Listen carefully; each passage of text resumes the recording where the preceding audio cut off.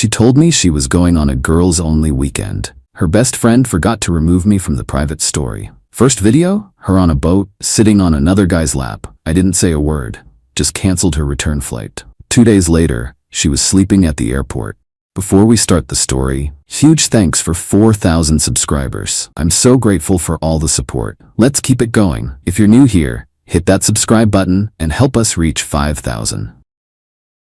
I've worked for the same airline for almost 9 years. Started as baggage handling during college, moved to customer service, and now I manage route scheduling for our East Coast operations. Not the most glamorous job, but it comes with decent pay and killer travel benefits. Those perks extended to my girlfriend Sarah during the 3 years we were together. Free companion flights, hotel discounts, priority boarding, the works. Sarah loved those perks. Sometimes I felt that's what she loved most about our relationship. Last month, Sarah mentioned that her best friend Jen was organizing a girls-only weekend in Miami. She'd been stressed with her nursing job, and I thought the getaway would do her good. I even used my employee discount to book her flight, adding seat upgrades and arranging for a complimentary bottle of champagne to be waiting when she boarded. What can I say? I wanted to surprise her. The Thursday before her trip, I helped her pack. She was giddy with excitement, talking about beach days and spa appointments. When I dropped her at the airport Friday morning, she kissed me goodbye and promised to not have too much fun without me. "It's just us girls anyway," she reminded me with a laugh. I went to work, busy with a weather disruption affecting our Chicago hub. Around 7 p.m., I was reviewing diversion plans when my phone lit up with a Snapchat notification. Jen had added a new post to her private story, the one usually reserved for her closest friends. I hadn't realized I was still included on this private story. Jen and I got along well, but we weren't particularly close. I clicked on it without thinking much, expecting to see typical vacation photos of cocktails and beach shots. The first video stopped me cold. There was Sarah on what looked like a chartered boat, sitting comfortably on some guy's lap, his arms wrapped around her waist. She was laughing, leaning back against him while he whispered something in her ear. Jen's caption read, "Day 1, and Sarah's already making friends. Get it, girl." I watched the video loop 3 times, noticing new details each time. The bottle of champagne I'd arranged as a surprise sitting in an ice bucket nearby. Sarah's hand resting on the guy's thigh. The familiar way she tilted her head when he spoke, a gesture I thought was reserved for me. Then came more posts. Group shots at a beach club with 3 guys I'd never seen before. Sarah dancing closely with the same guy from the boat. A boomerang of them taking shots together, his arms slung around her shoulders. This was clearly not a girls-only weekend. My first instinct was to call her immediately, demand explanations. But something stopped me. Maybe it was pride, or maybe it was the sudden clarity that came with undeniable evidence. Instead, I put my phone down and returned to my work, methodically handling the Chicago disruptions with a strange, detached focus. When my shift ended at 11 p.m., I drove home in silence. No music, no phone calls, just the sound of tires on asphalt and my own thoughts crystallizing into a plan. I knew our relationship was over. That part was non-negotiable. But how to end it? A text seemed insufficient for 3 years together.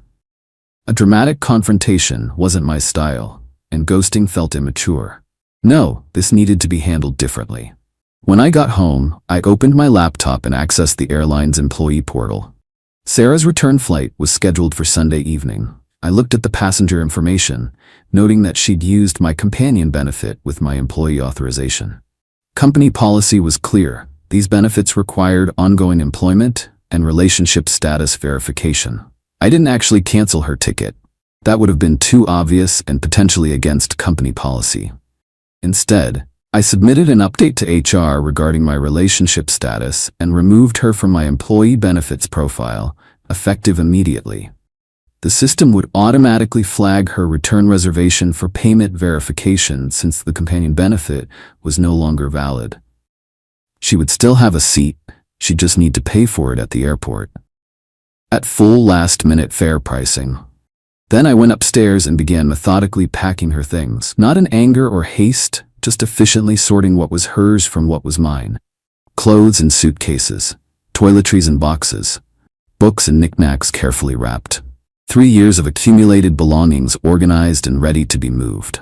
I didn't touch her Snapchat or Instagram notifications again. Didn't need to. I already knew everything necessary to make my decision. Saturday passed in a strange bubble of productivity. I deep cleaned the house, removing every trace of our shared life. Changed the sheets, rearranged furniture, deleted our playlists. All while Sarah's story continued updating with more Miami adventures, completely unaware of what awaited her. She texted me a few times, casual updates that maintained the fiction of a girls' trip. Miss you. The spa was amazing. Jen says hi, we're having dinner at that place you recommended.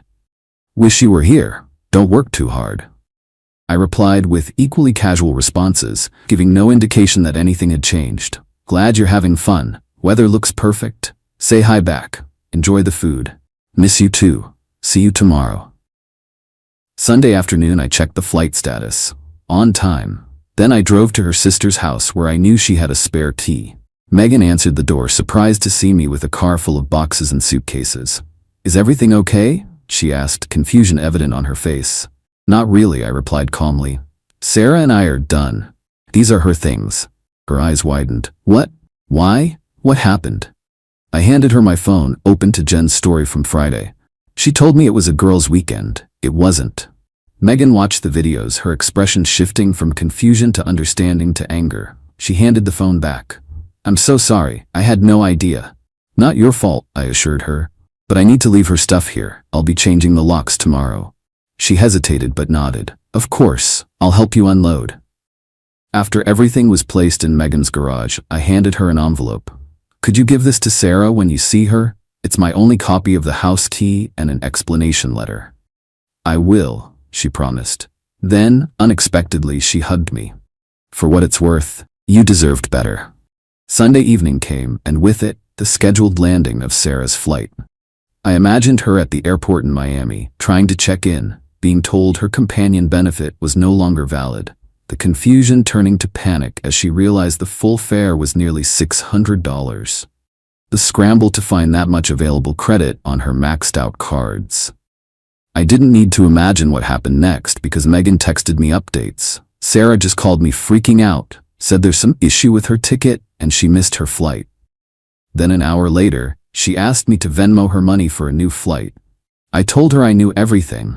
She hung up on me. Around midnight, Jen posted a final Miami update, a picture of Sarah, curled up asleep in an airport chair, using her beach tote as a pillow.